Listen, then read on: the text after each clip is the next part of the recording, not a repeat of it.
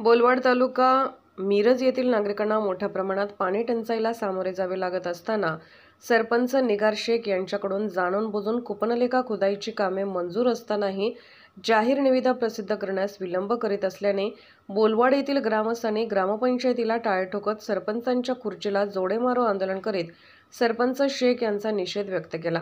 बोलवड येथील सर्व वाड्या वस्त्यावर मोठ्या प्रमाणात पाणी टंचाई निर्माण झाली आहे। 2 किलोमीटरवरून ग्रामस्थांना टाकळीच्या योजनेचे पाणी आणावे लागते। ही पाणी टंचाई दूर व्हावी म्हणून बोलवड येथील प्राथमिक आरोग्य केंद्र, बेघर वसाहत, समाज मंदिर, आंबेडकर नगर, जिल्हा परिषद शाळा व व्यायामशाळेजवळ कूपनलिका खुदाईसाठी 15व्या वित्त आयोगातून निधी मंजूर झाला आहे। सर्व प्रक्रिया पूर्ण झाल्या असून केवळ जाहीर निविदा प्रसिद्ध करणे बाकी आहे। मात्र सरपंच निगार शेख यांच्याकडून निविदा प्रसिद्ध करण्यास टाळाटाळ असल्याने ऐन उन्हाळ्यात बोलवड येथील वाड्यावर पाणी टंचाई निर्माण झाली आहे।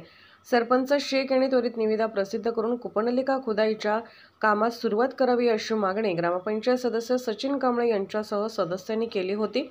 सरपंचाच्या कारभाराचा निषेध करण्यात आला। सरपंचांना आंदोलनस्थळी बोलवा असा आंदोलकांनी आग्रह धरला। उपसरपंच भाऊसो नरगच्चे यांनी भ्रमणध्वनीवरून सरपंचांना संपर्क करून आंदोलनस्थळी येण्याचा आग्रह केला, मात्र सरपंचांनी येणार नसल्याचे स्पष्ट सांगितले। त्यामुळे संतप्त आंदोलने सरपंचाची ग्रामपंचायतमधील खुर्ची ग्रामपंचायत आवारात आणून खुर्चीस महिलांनी जोडे मारत सरपंच निगार शेख यांचा निषेध व्यक्त केला।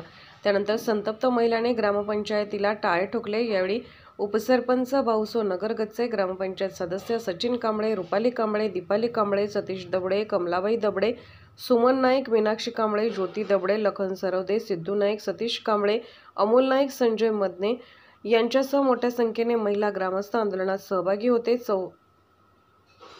ग्रामपंचायत कारभार हस्तक्षेप करणाऱ्या पतीविरुद्ध तक्रार। सरपंच निगार शेख यांचे पती ग्रामपंचायत कारभारात लुडबुड करीत असल्याने बोलवडच्या विकासाला खीळ बसत आहे। त्यामुळे सरपंच शेख यांच्या पतीविरोधात पुराव्यासह जिल्हा परिषदेच्या मुख्य कार्यकारी अधिकारी यांच्याकडे तक्रार करणार असल्याचेही सचिन कांबळे यांनी सांगितले। पाण्याची व्यवस्था अगदी बिकट आहे। इतरत्र पाणी आणण्यासाठी पाण्याची सोय नसल्याने जे बोर मारण्याची व्यवस्था करण्यात आली होती ती न केल्यामुळे आम्ही आज सर्वांनी इथं मोर्चा काढलेला आहे। आणि जर पाण्याची व्यवस्था झाली नसेल तर जो शासनाचा 15व्या वित्त आयोगातून जो निधी मिळालेला आहे तो ग्रामपंचायतीनं सर्वस्वी शासनाला वापस करावा किंवा नसेल तर पाण्याची व्यवस्था करावी। आणि जर त्यांना ग्रामपंचायतला जर सर्वसामान्य लोकांच्या जर समस्या सोडवण्यास वेळ नसेल तर ग्रामपंचायत बंद करावी आणि इथून पुढे ग्रामपंचायतीला टाळे ठोकण्यात येणार आहे।